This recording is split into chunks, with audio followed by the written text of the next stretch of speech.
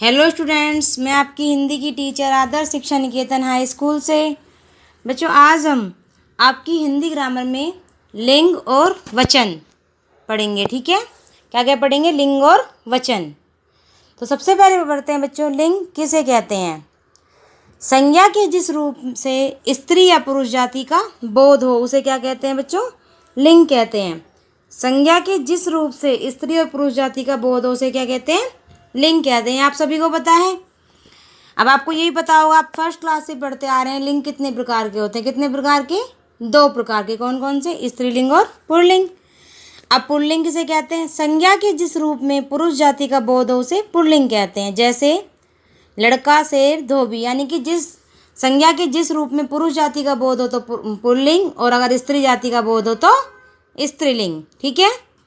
अब इसके बाद आपके कुछ नियम है। पुल्लिंग कौन कौन से होते हैं? स्त्रीलिंग कहाँ कहाँ कौन कौन से होते हैं? पर्वतों के नाम, दिनों के नाम, देशों के नाम, द्रवों के नाम और पेड़ों के नाम, ये क्या होते हैं? प्राय पुल्लिंग होते हैं। पर्वतों के नाम में जैसे आपका है हिमालय, विंध्याचल, कैलाश। दिनों के नाम में आपका है सोमवार, मंगलवार, बुधवार। देशों के नाम में भारत, रूस, अमेरिका। द्रवों के नाम में है तेल, घी, दही।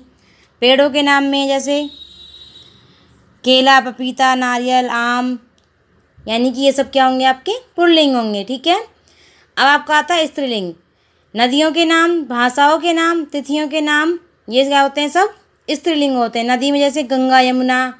भाषा में जैसे हिंदी, इंग्लिश, संस्कृत, पंजाबी। तिथियों में जैसे कि अमावस्या, पूर्णिमा, एकादशी, द्वादशी, ये सब क्या होंगे? आपके स्त्रीलिंग होंगे। जिन शब्दों के अंत में इया आता है, क्या आता है? इया, वो क्या होंगे? स्त्रीलिंग होंगे। जैसे बिटिया, बुढ़िया, डिबिया, ये सब क्या होंगे? आपके स्त्रीलिंग होंगे। ठीक है। यहाँ पे क्या आ रहा है? अंत में इया। ठीक है। जिन शब्दों के अंत में हव, वट, ता, आई, आस, ये क्या होते हैं? ये सब ये निर्मित शब्द स्त्रीलिंग होते हैं। निर्जीव शब्द कौन कौन कौन से होते हैं? निर्जीव शब्द स्त्रीलिंग होते हैं बच्चों। ठीक है।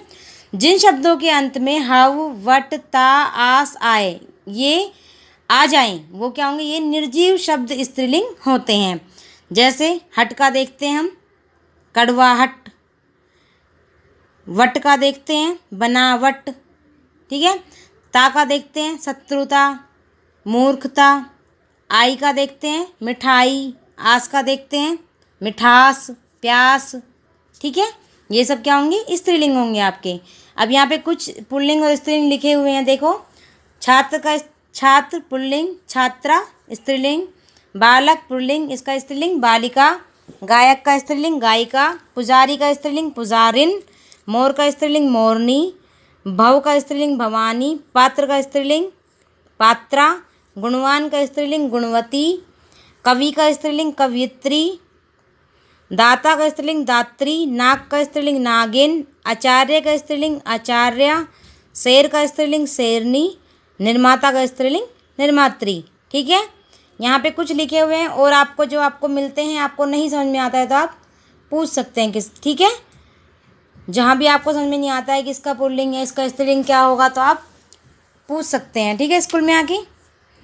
नेक्स्ट अब बच्चों क्वेश्चन है 2, वचन किसे कहते हैं? हमने कहा था लिंग और वचन पढ़ेंगे, हमारा लिंग कंप्लीट हो गया। हम क्या पढ़ेंगे? वचन। वचन किसे कहते हैं?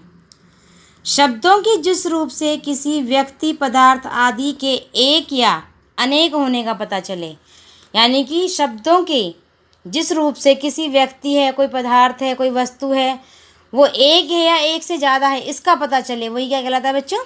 वचन कहलाता है। ये भी आप लोग फर्स्ट क्लास से पढ़ते आ रहे हैं। ये आपको पता है वचन कितने प्रकार के होते हैं? 2 प्रकार के। कौन कौन से? एक वचन और बहुवचन। एक वचन कौन से होंगे? शब्द के जिस रूप से किसी व्यक्ति या पदार्थ आदि के एक होने का बोध हो उसे एक वचन, और एक से ज़्यादा होने का, यानी कि शब्दों के जिस रूप से व्यक्तियों, पदार्थों आदि के अनेक होने का बोध हो उसे बहुवचन कहते हैं। ठीक है। अब यहाँ पे एक नियम दिया हुआ है, देखिए, ये भी आपने पढ़ा होगा 2nd 3rd क्लास में। सम्मान या आदर के रूप में एक व्यक्ति के लिए बहुवचन का प्रयोग होता है। सम्मान या आदर देने के लिए हम एक व्यक्ति का का भी किसके रूप में प्रयोग कर सकते हैं, बहुवचन के रूप में। जैसे यहाँ पे इन्होंने एग्जाम्पल बताया है, श्री रामचंद्र वीर थे, तो यहाँ पे क्या है, बहुवचन की तरह प्रयोग किया है एक वचन का। हस्ताक्षर, प्राण, दर्शन, होश शब्द प्राय बहुवचन में ही प्रयोग होते हैं। कुछ शब्द ऐसे होते हैं बच्चों जो हमेशा बहुवचन में ही प्रयोग होते हैं, और कुछ शब्द ऐसे होते हैं बच्चों जो हमेशा किस में प्रयोग होते हैं, बहुवचन में ही प्रयोग होते हैं। जनता, पानी, वर्षा शब्द एक वचन में प्रयुक्त होते हैं। किस में प्रयोग होते हैं, एक वचन में। जनता, पानी, वर्षा, यहाँ पे गलत लिखा हुआ है इन्होंने बहुवचन का, यहाँ पे आएगा जनता, पानी, वर्षा शब्द प्राय एक वचन में प्रयोग होते हैं। कुछ शब्द ऐसे होते हैं जो बहुवचन में प्रयोग होते हैं हमेशा, और कुछ शब्द ऐसे होते हैं जो एक वचन में प्रयोग होते हैं। ठीक है, बहुवचन वाले कौन से थे हमारे, हस्ताक्षर, प्राण, दर्शन, होश, ये क्या है, बहुवचन में प्रयोग होते हैं।